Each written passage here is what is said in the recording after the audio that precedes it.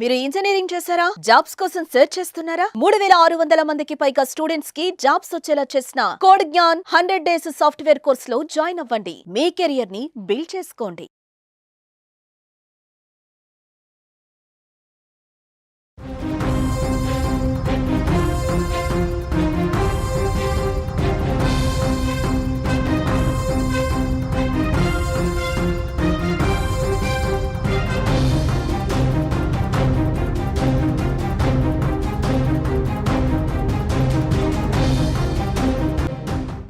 దెబ్బ అదుర్స్ కదూ.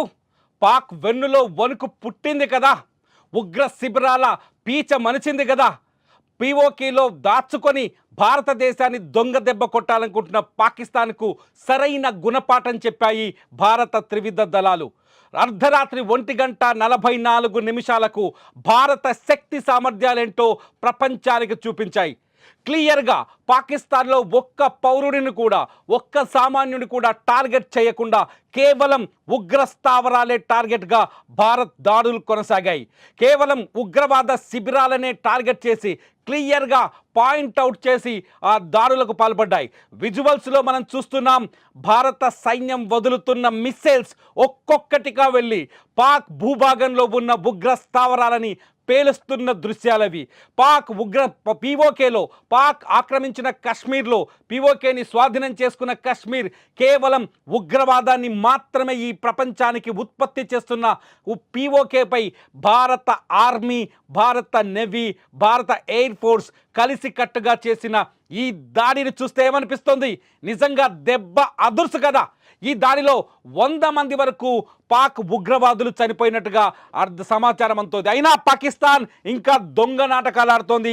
పాకిస్తాన్ తమ పౌరుల పైన దాడి చేసింది భారత్ అంటూ ప్రపంచానికి తప్పును ఎగుమతి చేసే ప్రయత్నం చేస్తుంది. తమ పౌరులను టార్గెట్ చేశారని చెబుతోంది. కానీ భారత సైన్యం కానీ, భారత త్రివిధ దళాల అధిపతులు కానీ చాలా స్పష్టంగా చెప్తున్నారు, పాకిస్తాన్ ఎక్కడైతే ఉగ్రవాదాన్ని పెంచి పోషిస్తుందో, ఏ మదర్సాల్లో ఉగ్రవాదులకు ట్రైనింగ్ ఇస్తుందో, ఎక్కడ జైషే మహమ్మద్, లష్కరే తోయిబా, హిజ్బుల్ ముజాహిద్దీన్ లాంటి ఉగ్రవాద సంస్థలు భారత్పై ఉక్రోషాన్ని నింపుతూ, అక్కడ ప్రతీకారాన్ని నేర్పిస్తూ, భారత్లో రక్తపాతాన్ని సృష్టించేందుకు ఉగ్రవాదుని తయారు చేస్తుందో అక్కడే దాడులు చేశామని చాలా స్పష్టంగా చెప్తుంది. ఈ విషయాన్ని భారత్ కేవలం పాకిస్తాన్కి మాత్రమే కాదు, భారత మిత్ర దేశాలన్నింటికీ ఉదయం నుంచే ఎక్స్ప్లెయిన్ చేస్తోంది. ఈ దాడిని భారత్ చాలా స్పష్టంగా కెమెరాలో రికార్డు చేసింది. రికార్డు చేసిన విజువల్స్ని ప్రపంచం చూసే విధంగా అందరికీ విడుదల చేసింది. ఈ ఉద్దేశం వెనుక భారత్ చాలా స్పష్టంగా ఉంది. మేం పాకిస్తాన్ ప్రజలని టార్గెట్ చేయట్లేదు, మేం పాకిస్తాన్ ఆర్మీని టార్గెట్ చేయలేదు, మేం కేవలం భారతదేశాన్ని ఇబ్బంది పెడుతున్న, భారతదేశంలో రక్తాన్ని పారిస్తున్న కేవలం ఉగ్ర సంస్థలను మాత్రమే టార్గెట్ చేశామని చెప్తుంది. రాత్రి జరిగిన దాడులను ఒక్కసారి ఏ ప్రాంతాల్లో జరిగే ఒక్కసారి చూస్తే మనకు అర్థమవుతుంది. మర్కజ్ సుబాన్ అల్లా, బవహల్పూర్, ఇది జైషే మహమ్మద్ స్థావరంగా ఉంది. ఇక్కడ జైషే మహమ్మద్ ఏదైతే ముంబై దాడులకు పాల్పడిందో, జైషే మసూద్ అజార్ అనేవాడు ఉగ్ర తీవ్రవాదిని 2019లోనే ప్రపంచం మొత్తం ఉగ్రవాదిగా గుర్తించింది. మసూద్ అజార్ నడిపిస్తున్న జైషే మహమ్మద్ ఉగ్ర స్థావరం పైన మర్కజ్ సుబాన్ అల్లా బహల్వాల్పూర్లో దాడి చేసింది. ఇకపోతే మర్కజ్ తైబా మురిద్కే, ఇది LET అంటే లష్కరే తోయబా కేంద్ర కార్యాలయం. ఈ లష్కరే తోయబా కేంద్ర కార్యాలయాన్ని ధ్వంసం చేసింది భారత్. చాలా స్పష్టంగా చెప్తున్నాను, ఇక్కడ కేవలం ఉగ్రవాద స్థావరాన్ని మాత్రమే భారత్ టార్గెట్ చేసింది. ఉగ్రవాద స్థావరాల పైన మాత్రమే మిస్సైల్ దాడి చేసింది. మూడవది వచ్చేసి సర్జల్ టెహరా కలాన్ ఏరియాలో, ఇక్కడ JEM అంటే జైషే మహమ్మద్ ఉగ్ర స్థావరం. ఇక్కడ కూడా ఒక శిబిరాన్ని నడిపిస్తోంది జైషే మహమ్మద్. ఈ శిబిరం పైన దాడి జరిగింది. నాలుగోది పోతే మహ్మునా జోయా, ఇక్కడ హిజ్బుల్ ముజాహిద్దీన్ సియాల్కోట్లో ఉంది. ఇది హిజ్బుల్ ముజాహిద్దీన్కి సంబంధించిన స్థావరం. చాలా స్పష్టమైన టార్గెట్తో చూడొచ్చు మీరు, టపాసులు పేలినట్టుగా చాలా వేగంగా మిసైల్స్ వచ్చి ఎలా దాడి చేశాయో. ఇది మహ్మునా జోయా, ఇది సియాల్కోట్లో ఉన్న హిజ్బుల్ ముజాహిద్దీన్ ఉగ్రవాద సంస్థ స్థావరం. ఈ స్థావరం పైన దాడి చేసింది. మర్కజ్ అహ్లే హదీత్, ఇది ఎల్ఈటి లష్కరే తోయిబా ఇది బర్నాలాలో ఉంది. లష్కరే తోయిబాకు సంబంధించిన ఇది స్థావరం. ఈ స్థావరం పైన భారత్ దాడి చేసింది. భారత త్రివిధ దళాలు రాత్రి అటాక్ చేశాయి. ఇకపోతే ఆరోది మర్కజ్ అబ్బాస్ ఇది కోట్లీలో ఉంది. పాక్ ఆక్రమిత కాశ్మీర్లోని కోట్లీలో ఉంది. ఇక్కడ కూడా జైషే మహమ్మద్ ఉగ్ర స్థావరం ఉంది. ఎంతోమంది భారతీయుల ఉసురు తగిలింది జైషే మహమ్మద్కి. ఇవాళ నేలమట్టమైంది జైషే మహమ్మద్. 7వ దగ్గరకు పోతే మస్కర్ రహిల్ షహీద్. ఇక్కడ హిజ్బుల్ ముజాహిదీన్ కాశ్మీర్లో అల్లర్లని, కాశ్మీర్లో ఉగ్రవాద చర్యల్ని, కాశ్మీర్లో రక్తపాతాన్ని ప్రోత్సహిస్తుంది. కాశ్మీర్లో తిరుగుబాటు తత్వాన్ని, అక్కడి యువతని తిరుగుబాటుదారులుగా మార్చింది. తీవ్రవాదులుగా, ఉగ్రవాదులుగా మార్చి సామాన్య ప్రజల్ని బలి తీసుకుంటున్న హిజ్బుల్ ముజాహిదీన్ పైన దాడి జరిగింది. 8వది వచ్చేస్తే షవాయి నల్లా క్యాంప్. ఇది ముజఫరాబాద్లో ఉంటుంది. ఇది పాక్ ఆక్రమిత కాశ్మీర్ కాదు, ఇది పాకిస్తాన్ ముజఫరాబాద్. భారత సరిహద్దు వెంట ఉన్న పాకిస్తాన్ సింధు పరివాహక ప్రాంతంలో ఉంటుంది. ఇది ముజఫరాబాద్ పైన అటాక్ జరిగింది. ఇది 7వ ప్లేస్. ఇకపోతే 8వది సైద్నా బిలాల్ క్యాంప్. ఇది కూడా ముజఫరాబాద్లో ఉంటుంది. ముజఫరాబాద్ పాకిస్తాన్లో ఉగ్రవాదానికి మూల కేంద్రం. జైషే మహమ్మద్ ప్రధాన కార్యాలయం సైద్నా బిలాల్ క్యాంప్. ఇది మసూద్ అజార్ స్థావరాన్ని ఏర్పాటు చేసుకున్నారు. మసూద్ అజార్ ఇక్కడి నుంచే భారత్ పైన ఉగ్ర దాడులకు ప్రయత్నించారు. మొత్తానికి పాకిస్తాన్ ఇప్పుడు కుయుక్తులు పలుకుతోంది. మా పైన కేవలం 6 చోట్ల మాత్రమే దాడులు చేసింది. ఈ 6 చోట్ల కేవలం పౌరులు నివసించే ప్రాంతంలో దాడులు చేసింది. పౌరుల పైన దాడులు చేసిందని తప్పుడు ప్రచారాన్ని, తప్పుడు వార్తల్ని, తప్పుడు సమాచారాన్ని ప్రపంచానికి ఎగుమతి చేసే ప్రయత్నం మొదలుపెట్టింది పాకిస్తాన్. ఇక్కడ ఇంకో విషయాన్ని గుర్తుపట్టాలి. పాకిస్తాన్ మొదటి నుంచి యుద్ధానికి సిద్ధంగా ఉన్నాం, మిస్సైల్స్తో సిద్ధంగా ఉన్నాం, రాకెట్ లాంచర్లతో సిద్ధంగా ఉన్నాం, బార్డర్ వెంట సిద్ధంగా ఉన్నాం చెప్తూ వస్తుంది పాకిస్తాన్. కానీ ఏం చేసింది? భారత్ మిస్సైల్ అటాక్ చేస్తే అర్ధరాత్రి 1:44 భారత్ మిస్సైల్ అటాక్స్ గురి పెడితే పాకిస్తాన్ దాన్ని ఆపలేకపోయింది, అడ్డుకోలేకపోయింది. ఇప్పుడు అనిపించట్లేదా మీకు దెబ్బ అదుర్సు కాదు, దెబ్బ అదుర్సు అనిపిస్తుందా లేదా? ఒక్కసారి పహల్గామ్ దాడిని గుర్తు చేసుకోండి. అక్కడ మహిళలు, మన భారత మహిళలు కన్నీళ్లు కార్చిన దృశ్యాన్ని గుర్తు చేసుకోండి. మా భర్తల్ని చంపొద్దని వేడుకున్న దృశ్యాన్ని గుర్తు చేసుకోండి. మతం అడిగి కాల్పులు జరిపిన పహల్గామ్ ఉగ్రవాదుల్ని ఒక్కసారి మీ మనసులోకి తెచ్చుకోండి. పహల్గామ్లో అమాయకమైన, తిరుగుబాటు చేయలేని, ఎదురుదాడి చేయలేని అమాయకులైన టూరిస్టుల ప్రాణాలు తీసింది. అందుకే భారత్ ఈ ఆపరేషన్కి ఆపరేషన్ సింధూర్ అని పెట్టింది. సింధూర్ అంటే అర్థం ఏంటో తెలుసా? ఏ భారత మహిళల నుదుట తిలకాన్ని తీసేయాలని పాకిస్తాన్ ప్రయత్నించిందో, ఏ భారత మహిళల 26 మంది కుటుంబాల 26 మంది మహిళల నుదుట తిలకాన్ని తీసేసిందో, ఆ తిలకం తీసినందుకు, ఆ సింధూరాన్ని తొలగించినందుకు భారత్ ప్రతీకారం తీర్చుకుంది. ఇదే ఆపరేషన్ సింధూర్. మోదీ మాట చెప్పారు. మోదీ పహల్గామ్ దాడి తర్వాత మాటిచ్చారు ఈ భారతదేశానికి. ప్రధాని మోదీ ఈ భారతదేశానికి ఒక భరోసా ఇచ్చారు. ఈ దేశం పైన, ఈ దేశ పౌరుల పైన పాకిస్తాన్ ఉగ్రవాదులు దాడి చేస్తే క్షమించబోమని. ఏ కలుగులో దాక్కున్నా, ఏ మూలన దాక్కున్నా, ఏ మూలన దాచిపెట్టిన పాకిస్తాన్ ఆర్మీ వాళ్ళని వదిలిపెట్టాం, ఆ ఉగ్రవాదుల అంతు చూస్తామని భారత్ చాలా స్పష్టంగా చెప్పింది.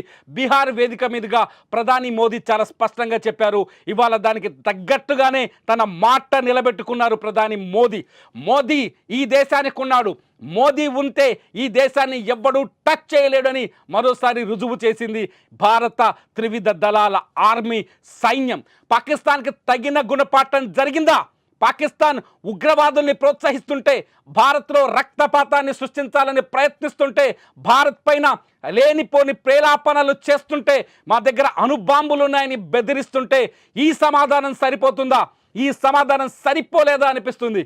ఏదైతే పహల్గామ్ దాడిలో కన్నీళ్లు కార్చారు, పహల్గామ్ దాడి తర్వాత గుండె లవిసిపోయేలా ఏడ్చారో, పహల్గామ్ దాడి తర్వాత ఎన్ని కుటుంబాలు దుఃఖంలోకి వెళ్ళిపోయాయో ఒక్కసారి ఆ కుటుంబాలను గుర్తు చేసుకుంటే, పాకిస్తాన్కి ఒక్కసారైనా ఆ కుటుంబాలను గుర్తు చేసుకుంటే ప్రతి భారతీయుడికి గుండె రగిలిపోవట్లేదా? ప్రతి భారతీయుడు కోరుకున్నాడు పాకిస్తాన్కి తగిన గుణపాఠం చెప్పాలని. గతంలో జరిగిన సర్జికల్ స్ట్రైక్స్ పైన పాకిస్తాన్ రకరకాల వ్యాఖ్యలు చేసింది. కానీ ఈ స్ట్రైక్స్ చాలా క్లియర్గా ఉన్నాయి. ఎన్ని రకాలుగా క్లియర్గా ఉన్నాయంటే, ఒకటి, కేవలం ఉగ్ర శిబిరాలను మాత్రమే టార్గెట్ చేశారు. పాకిస్తాన్ నుంచి ఇప్పుడు విడుదలైన దృశ్యాలు కావచ్చు, పాకిస్తాన్ చూపిస్తున్న విజువల్స్ కావచ్చు, ఇవన్నీ కేవలం ఉగ్ర శిబిరాలు మాత్రమే.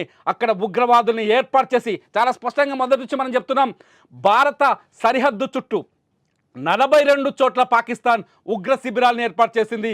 42 చోట్ల లాంచ్ ప్యాడ్స్ని ఉగ్రవాదుల కోసం తయారు చేసింది. ఈ ఉగ్రవాదులకి పాకిస్తాన్ ఆర్మీ ఆర్థిక సహాయం చేస్తోంది. చూడండి, ఒక్కసారిగా ఏ ఉగ్రవాద మూకలు, ఏ ఉగ్రవాద సంస్థలు భారత్ని టార్గెట్ చేశాయో వాళ్ళని మాత్రమే భారత సైన్యం ఇవాళ టార్గెట్ చేసింది, వాళ్ళని మాత్రమే చంపింది. ఒక్క పాకిస్తాన్ సివిలియన్ జోలికి వెళ్ళలేదు, ఒక్క పాకిస్తాన్ పౌరుడికి నష్టం కలిగించాలని చూడలేదు. ఈ ప్రపంచానికి ప్రమాదకరంగా మారిన కేవలం ఉగ్రవాదులను మాత్రమే మట్టుబెట్టే ప్రయత్నం చేసింది. లష్కరే తోయిబా అధినేత హఫీజ్ సయీద్ చచ్చిపోవాలి, అతను చచ్చిపోయినప్పుడే ఈ ప్రపంచం ప్రశాంతంగా ఉంటుంది. జైషే మహమ్మద్ అధినేత మసూద్ అజార్ అంతమవ్వాలి, అప్పుడే ఈ ప్రపంచం ప్రశాంతంగా ఉంటుంది.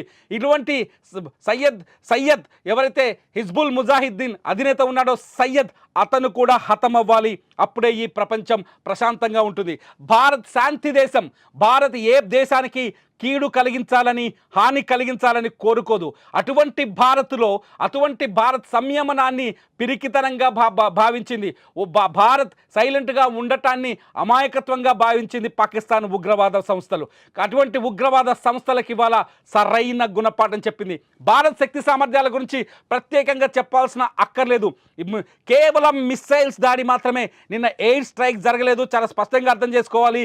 గతంలో ఏదైతే బాలాకోట్ పైన జరిగిందో సర్జికల్ స్ట్రైక్, అది ఎయిర్ స్ట్రైక్. ఇప్పుడు జరిగింది కేవలం మిస్సైల్ స్ట్రైక్స్. మనం వీడియోలో చూస్తున్నాం, విజువల్స్లో ఒకవైపు భారత మిస్సైల్స్ ఉగ్ర స్థావరాలపై దూసుకెళ్లి పేలుస్తున్న విజువల్స్, మరోవైపు పాకిస్తాన్లో ఉన్న పౌరులు రికార్డ్ చేసిన విజువల్స్. ఈ రెండు విజువల్స్ చూడొచ్చు, మొబైల్ ఫోన్లో రికార్డ్ చేసిన విజువల్స్. ఎలా మిసైల్స్ పడ్డాయో, ఎలా మిసైల్స్ వచ్చి అటాక్ చేశాయో ఈ విజువల్స్లో మీకు స్పష్టంగా కనిపిస్తుంది. ప్రస్తుతం పీఓకే అల్లకల్లోలంగా ఉంది. పీఓకేలో ఉగ్ర స్థావరాలన్నీ నేలమట్టమయ్యాయి. పాకిస్తాన్కి వెన్నులో వణుకు పుడుతోంది.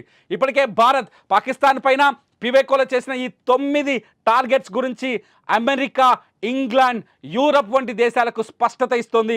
నిన్ననే రష్యా కూడా చాలా బలంగా మద్దతు పలికింది. ఇక్కడ ఒక విషయాన్ని గుర్తు చేసుకోవాలి మనం, ప్రతి దేశం ఒక్క హామీ ఇచ్చింది భారతదేశానికి.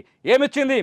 భారత్ పోరాటం చేస్తోంది ఉగ్రవాదం పైన, ఉగ్రవాదానికి వ్యతిరేకంగా భారత్కు అండగా ఉంటామని. ఇవాళ ప్రపంచం మొత్తానికి భారత్ జవాబు చెప్పింది.